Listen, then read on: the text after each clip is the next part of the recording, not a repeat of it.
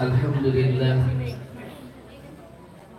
ala ni'matil iman wal islam wa huma min a'dhamin ni'mah wa kafa bihi min ni'mah.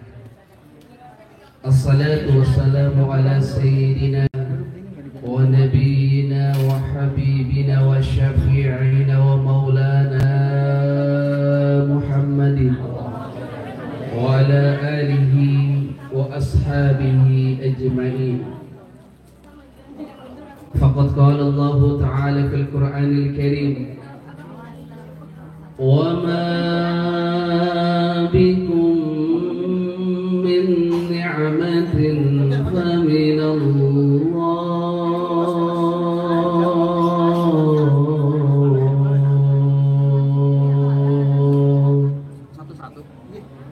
Hadirin wal hadirat yang insyaallah dimuliakan oleh Allah Subhanahu wa taala, yang sama-sama kita muliakan sahibul bait Bapak Ihsan Zaini, semoga sehat selalu Bang Adi, panjang umur.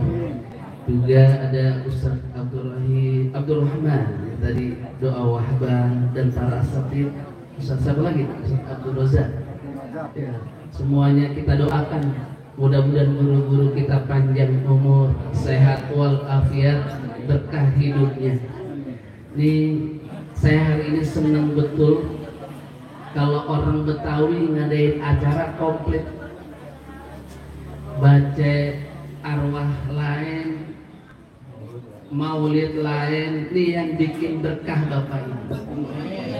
Nih kebetulan saya juga orang Kuningan Barat, orang Bangka nih.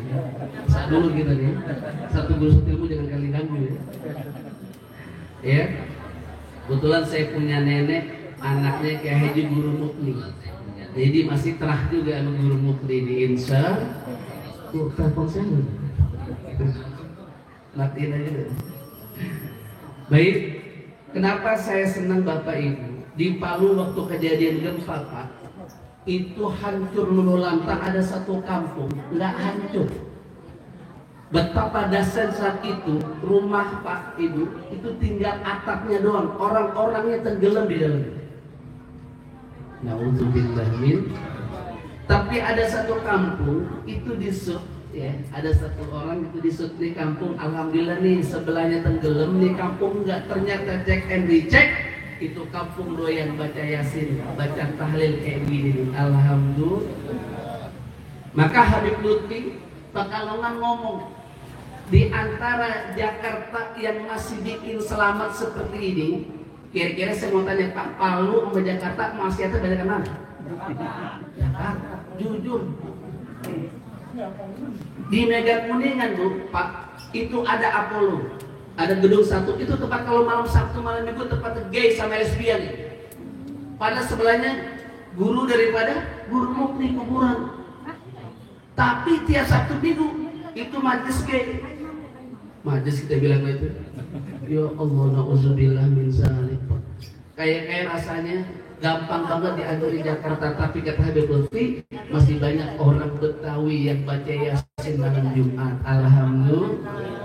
Ya kayak kita nih dikit-dikit kan Yasinan, tahlil, bulan kiai, Yasinan, tahlil, bulan kiai. Maka kata Buya Hamka, di antara sebab Betawi nggak bisa dimasukin kristenisasi, dikit-dikit di bulan kiai.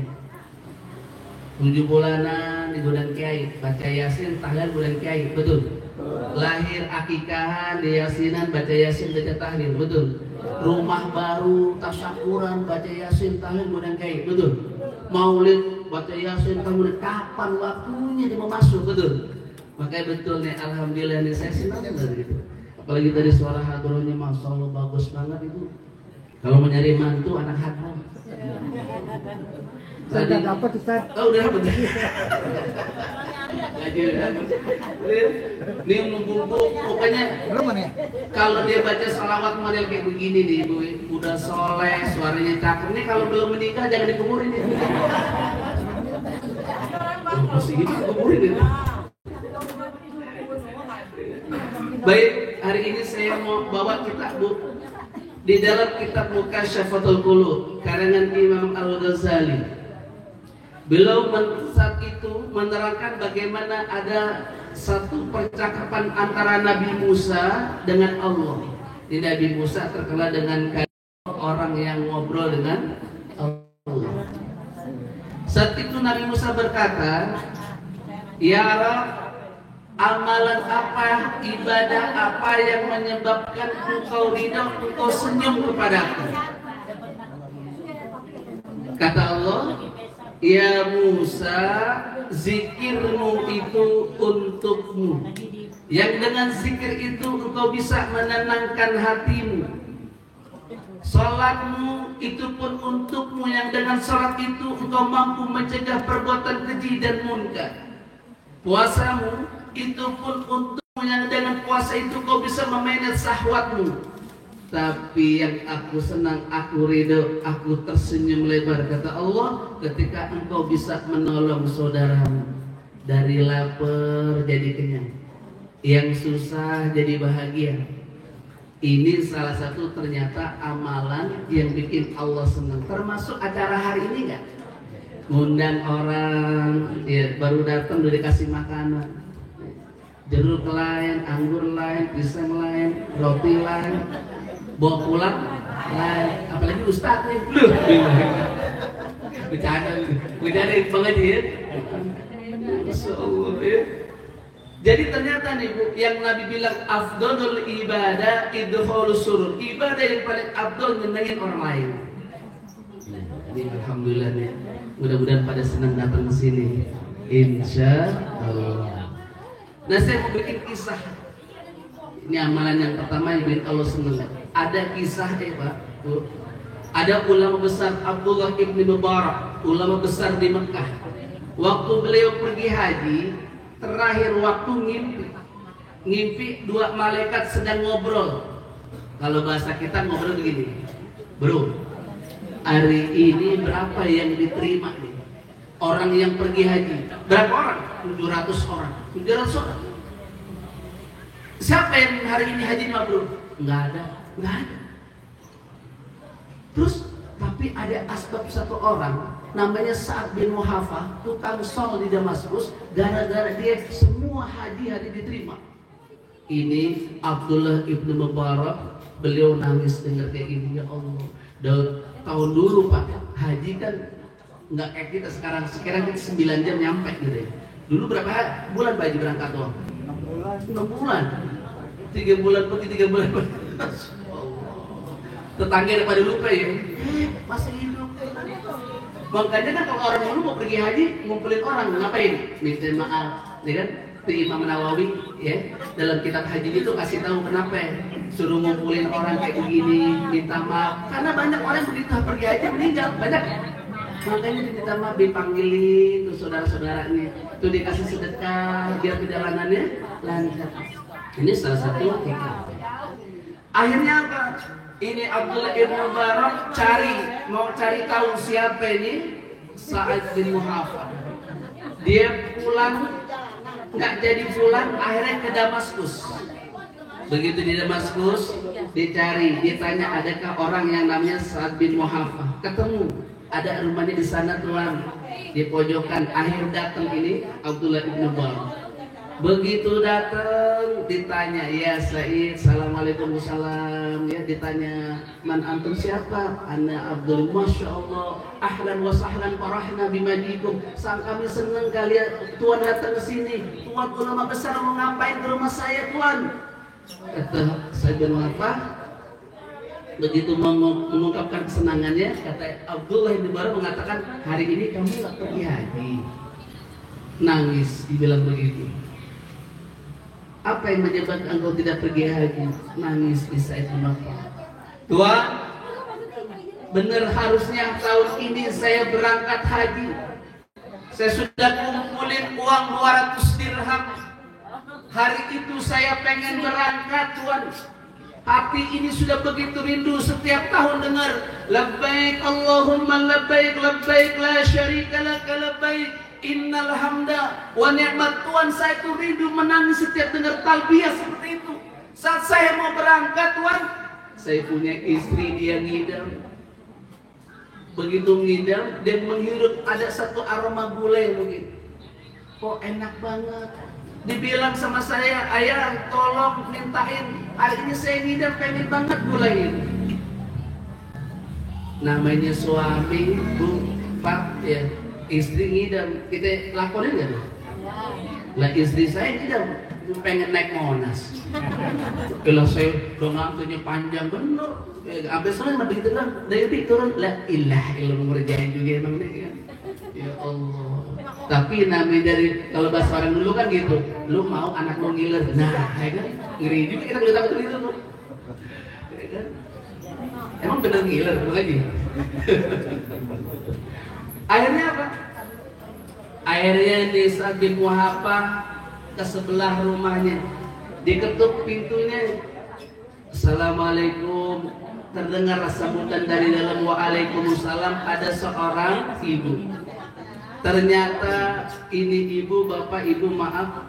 Ternyata seorang janda dengan anak 5. Banyak benar. Ya. Begitu dibuka, ditanya, wahai ibu, ibu masak gulai hari ini? Dia diem aja. Ditanya lagi, ibu masak gulai hari ini? Betul tuan. Ada apa gerangan? Boleh nggak saya minta sedikit aja? Istri saya kebetulan ngidam. Diem aja nih seorang ibu.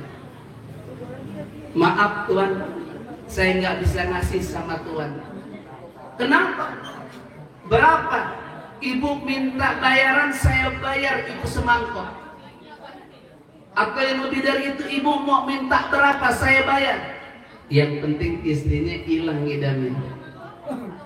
Ternyata kata ibu, maaf tuan, ini halal buat saya, haram buat tuan. Kenapa kok bisa begitu? Bukankah kita sama-sama muslim? Kenapa buat ibu halal, buat saya haram? Sambil menundukkan air matanya, ibu ini cerita bapak itu. Tuan, sudah 3 hari kami nggak makan. Tadi pagi kami lihat di belakang ada keledai, bangkai keledai yang mati, belum sempat disembelih, mati. Saya ambil itu keledai. Saya terpaksa tuan, kalau saya nggak makan saya mati dengan anak-anak saya. Saya bikin gulai. Maka dari itu tuan, ini halal buat saya, haram buat tuan.